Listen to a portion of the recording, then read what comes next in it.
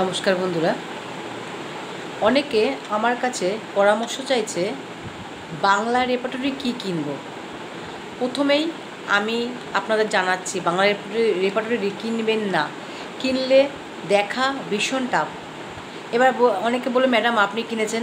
আমি যখন কিনেছি তখন আমি না বুঝে কিনেছি।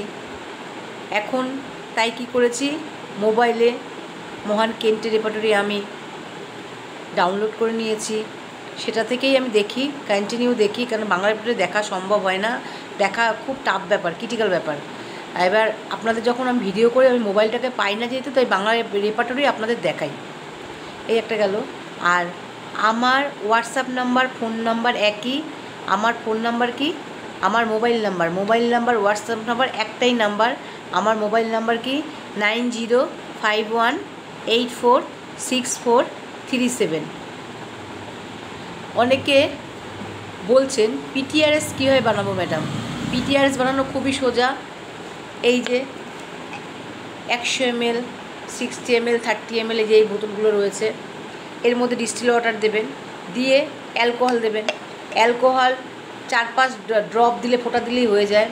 যদি নিউরোটিক পেশেন্ট হয়, যাদের রোগ নেই কিন্তু রোগ বাতিক, তাদের একটু আরএসটা বেশি দেবেন, তাহলে তারা কেউ স্যাটিসফাই হবে, আর কিছুই না।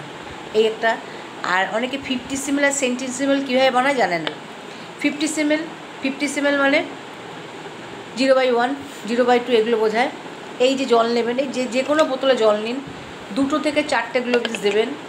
এই যে হ্যাপকোর কোম্পানি আমি আছে, এই পোস্তর দানা এর মধ্যে দিয়ে একটু ডিস্টিল ওয়াটার দেবেন, তার মধ্যে অ্যালকোহল দেবেন, 2 থেকে 4টে পোস্তর দানা দেবেন, দিয়ে নাড়িয়ে পেশেন্টকে দেবেন খেতে। এটা যদি 20 বার খায় 20টা ডোজ হবে। এটা যদি 10 বার খায় 10টা ডোজ হবে। এটা যদি 12 বার খায় 12 বার ডোজ হবে। ওই 4টে দানাই কাজ করবে আপনার। তো বেশি ওষুধ খেলে যে বেশি গ্লোবিন্স দিতে হবে এরকম কোনো কথা নেই, বোঝা গেল। আর হচ্ছে 70 ml, এই সেম ডিস্টিল ওয়াটার নেবেন। ডিস্টিল ওয়াটারের মধ্যে এই যে হ্যাপকো কোম্পানি, আমি হ্যাপকো ছাড়া আমি কিন্তু বলতে পারছি না, দুটো ফোঁটা নেবেন, নিয়ে জাস্ট একটুখানি সেক করবেন, দিয়ে দেবেন। সবের একই ব্যাপার, 2 ফোঁটাই দেবেন। বললাম যে এটা যদি 4 বার খায় 4টে ডোজ হবে, 10 বার খেলে 10টা ডোজ হবে, তেমন এরকমই দেবেন। এইটা যেমন আমার ক্যাপে অনুযায়ী 20টা ডোজ হয়, এটায় 7টা ডোজ হয়, আর এটায় 12টা ডোজ হয়। 2 ফোঁটা করে দেবেন, নাড়িয়ে দিয়ে দেবেন, ঠিক আছে। আর অনেকে আমার ঠিকানাটা চাইছে, আমি ঠিকানাটা ওখানে দিয়েছি, কিন্তু অনেকে বুঝতে পারছে না। যদি আপনারা শিয়ালদা থেকে আসেন, শিয়ালদা থেকে দুর্গানগর স্টেশন নামেন, শিয়ালদার পরে Ultadanga Dum Dum junction, cantonment, Durganagar station. Durganagar station থেকে গেট পার হয়ে দেখবেন স্পোর্টিং ক্লাব, তারপর হচ্ছে আমার আলোকসংঘ থেকে আমার বাড়িটা 12টা বাড়ির পরে, কিন্তু রাস্তাটা একটু গোলকধাঁধা টাইপের, মানে বাড়িটা এদিক ওদিক একটা অলিগলি আছে।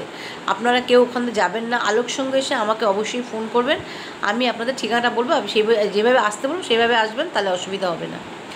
আর যদি আপনারা কল্যাণী থেকে আসেন, বা আপনারা হচ্ছে বারাসাত বাই কারে আসেন, কল্যাণী এক্সপ্রেস থেকে আসতে পারেন, কিংবা দিল্লি রোড থেকে যেখানেই আসবেন, ঢালাই কারখানায় নামবেন। ঢালাই কারখানা বা বেলঘড়িয়া এক্সপ্রেস, ঢালাই কারখানার ব্রিজ থেকে চলে গিয়ে সুদেবী নার্সিংহোমের সঙ্গে, সুদেবী নার্সিংহোম বলবেন। সুদেবী নার্সিংহোম থেকে খুব একটা চড়া রাস্তা না, কিন্তু গাড়ি আপনাদের ভালোভাবেই ঢুকে যাবে।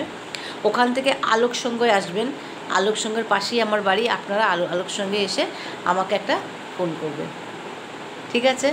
তাহলে বন্ধুরা, আমার ঠিকানাটা আমি বলে দিলাম, ঠিক আছে। রাখলাম বন্ধুরা, এখন আপাতত গুড নাইট, ভালো থাকবেন সবাই।